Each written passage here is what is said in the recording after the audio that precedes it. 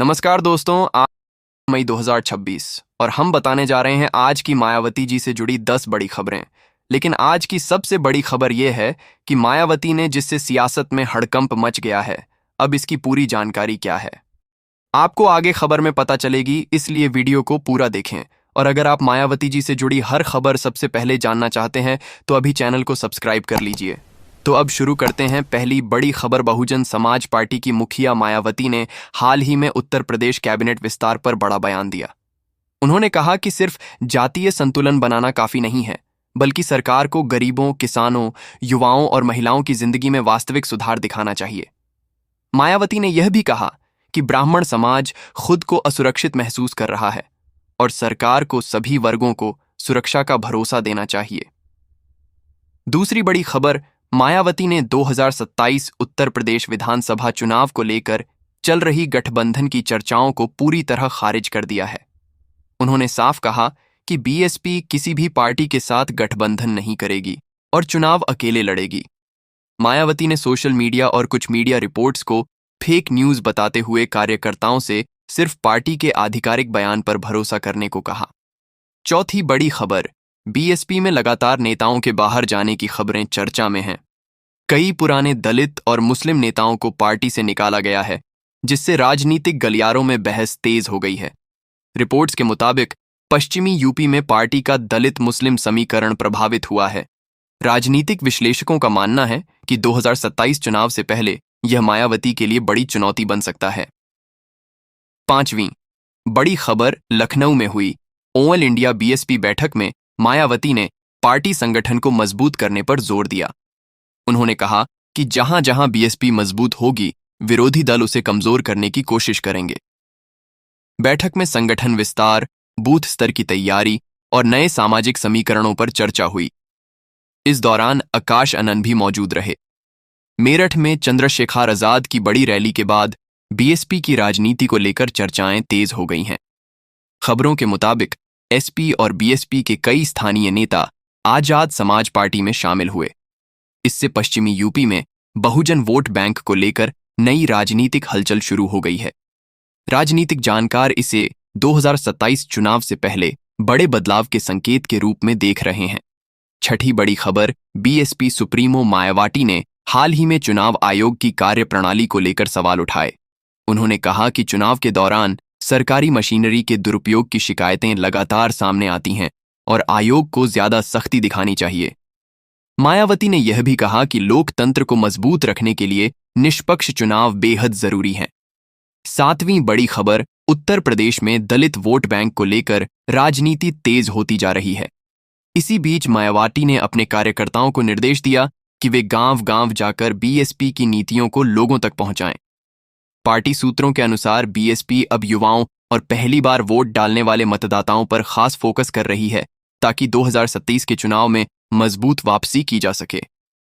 आठवीं बड़ी खबर, मायावती ने केंद्र सरकार की आर्थिक नीतियों पर निशाना साधते हुए कहा कि महंगाई और बेरोजगारी से आम जनता परेशान है। उन्होंने कहा कि गरीब और मध्यम वर्ग की स्थिति लगातार कमजोर हो रही है और सरकार को सिर्फ बड़े उद्योगपतियों के बजाय आम लोगों की समस्याओं पर ध्यान देना चाहिए। इस बयान के बाद बीएसपी समर्थकों ने सोशल मीडिया पर इसे जोर शोर से शेयर किया।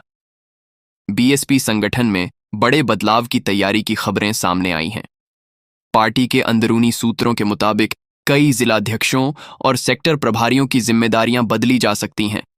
नौवीं बड़ी खबर, मायावती संगठन को बूथ स्तर तक मजबूत करने के लिए लगातार समीक्षा बैठकें कर रही हैं। माना जा रहा है कि आने वाले महीनों में बीएसपी नए चेहरों को मौका दे सकती है। हाल ही में एक कार्यक्रम में मायावती ने बाबा साहेब BR अम्बेडकर के विचारों का जिक्र करते हुए कहा कि सामाजिक न्याय की लड़ाई अभी खत्म नहीं हुई है। उन्होंने दलित, पिछड़े और अल्पसंख्यक समाज को एकजुट रहने की अपील की। राजनीतिक विश्लेषकों का मानना है कि बीएसपी आने वाले समय में सामाजिक न्याय और संविधान बचाने के मुद्दे को और ज्यादा आक्रामक तरीके से उठाने वाली है। 10वीं आखिरी और अहम खबर दोस्तों, उत्तर प्रदेश की राजनीति में उस समय अचानक हलचल तेज हो गई जब राजधानी लखनऊ के राजनीतिक गलियारों में एक खबर आग की तरह फैलने लगी। खबर ये थी कि बहुजन समाज पार्टी की राष्ट्रीय अध्यक्ष और उत्तर प्रदेश की पूर्व मुख्यमंत्री मायावती और उत्तर प्रदेश के मुख्यमंत्री योगी आदित्यनाथ के बीच एक बड़ी मुलाकात हुई है। जैसे ही ये चर्चा बाहर आई, सोशल मीडिया से लेकर न्यूज़ चैनलों तक हर जगह एक ही सवाल गूंजने लगा। आखिर इस मुलाकात के पीछे क्या राज है? क्या यूपी की राजनीति में कोई बड़ा खेल होने जा रहा है? क्या 2027 चुनाव से पहले कोई नया समीकरण बन रहा है? और सबसे बड़ा सवाल, क्या इस मुलाकात से बीजेपी, समाजवादी पार्टी और कांग्रेस की राजनीति पर बड़ा असर पड़ने वाला है?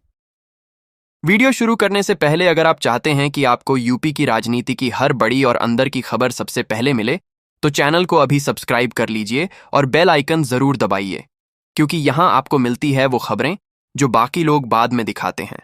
अब जरा सोचिए, एक तरफ बहुजन राजनीति की सबसे बड़ी नेता मायावती, जिनकी चुप्पी भी राजनीति में बड़ा संदेश मानी जाती है। दूसरी तरफ योगी आदित्यनाथ, जो बीजेपी के सबसे मजबूत चेहरों में गिने जाते हैं। दोनों नेताओं का एक साथ आना अपने आप में बहुत बड़ा राजनीतिक संकेत माना जा रहा है। हालांकि आधिकारिक तौर पर इस मुलाकात को सामान्य बताया गया, लेकिन राजनीति में कोई भी मुलाकात बिना वजह नहीं होती, खासकर तब जब 2027 का चुनाव धीरे धीरे नजदीक आ रहा हो। सूत्रों के मुताबिक यह मुलाकात काफी देर तक चली। अंदर क्या बातचीत हुई, इसकी पूरी जानकारी बाहर नहीं आई, लेकिन राजनीतिक गलियारों में कई तरह की चर्चाएं शुरू हो गईं। कुछ लोगों का कहना है कि कानून व्यवस्था और दलित समाज से जुड़े मुद्दों पर चर्चा हुई। वहीं कुछ राजनीतिक जानकार इसे भविष्य की राजनीति से जोड़कर देख रहे हैं। कई विश्लेषकों का मानना है कि बीजेपी और बीएसपी के बीच संबंध पहले भी कई बार चर्चा में रहे हैं। ऐसे में यह मुलाकात विपक्षी दलों की चिंता बढ़ाने वाली साबित हो सकती है। लखनऊ के कई वरिष्ठ पत्रकारों का कहना है कि जिस समय यह मुलाकात हुई, उसी समय यूपी की राजनीति में जातीय समीकरणों को लेकर नई रणनीतियां तैयार हो रही थीं। समाजवादी पार्टी लगातार पीडीए की राजनीति को मजबूत करने में लगी हुई है, जबकि बीजेपी दलित और पिछड़े वर्ग में अपनी पकड़ मजबूत बनाए रखना चाहती है। दूसरी ओर बीएसपी अपनी खोई हुई जमीन वापस पाने की कोशिश में जुटी हुई है। ऐसे में अगर मायावती और योगी की मुलाकात होती है, तो उसका राजनीतिक मतलब निकालना स्वाभाविक है। सबसे ज्यादा हलचल समाजवादी पार्टी के खेमे में देखने को मिली। सोशल मीडिया पर तरह तरह की बातें होने लगीं। कुछ लोग कहने लगे कि अगर दलित वोट बैंक दोबारा मजबूत तरीके से बीएसपी की तरफ लौटता है और बीजेपी भी अपनी रणनीति में बदलाव करती है, तो 2027 का मुकाबला पूरी तरह बदल सकता है। यही वजह है कि इस मुलाकात के बाद विपक्षी नेताओं के बयान भी तेजी से आने लगे।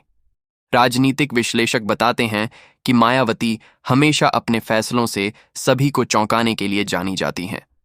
उन्होंने कई बार ऐसे राजनीतिक कदम उठाए हैं जिनकी किसी को उम्मीद नहीं होती। यही कारण है कि उनकी हर गतिविधि पर पूरे देश की नजर रहती है। दूसरी तरफ योगी आदित्यनाथ भी बेहद आक्रामक और रणनीतिक नेता माने जाते हैं। ऐसे में दोनों नेताओं की मुलाकात अपने आप में बड़ी खबर बन गई। बताया जा रहा है कि इस मुलाकात के दौरान उत्तर प्रदेश की कानून व्यवस्था, दलित उत्पीड़न के मामले, सरकारी योजनाओं और आने वाले राजनीतिक माहौल पर चर्चा हुई।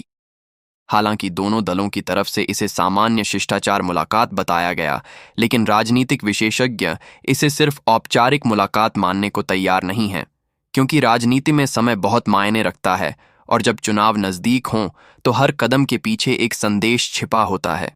उधर सोशल मीडिया पर लोगों ने इस मुलाकात को लेकर मीम्स और पोस्ट की बाढ़ ला दी। कुछ लोग इसे यूपी की सबसे बड़ी राजनीतिक तस्वीर बता रहे हैं, तो कुछ इसे 2027 का ट्रेलर कह रहे हैं।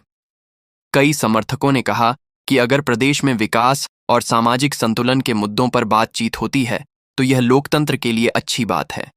वहीं विरोधी दल इसे राजनीतिक रणनीति का हिस्सा बता रहे हैं।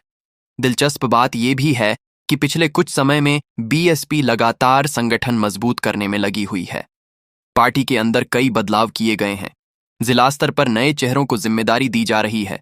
मायावती खुद लगातार बैठकों के जरिए कार्यकर्ताओं में नया जोश भरने की कोशिश कर रही हैं। ऐसे समय में योगी आदित्यनाथ से मुलाकात ने राजनीतिक चर्चा को और गर्म कर दिया है।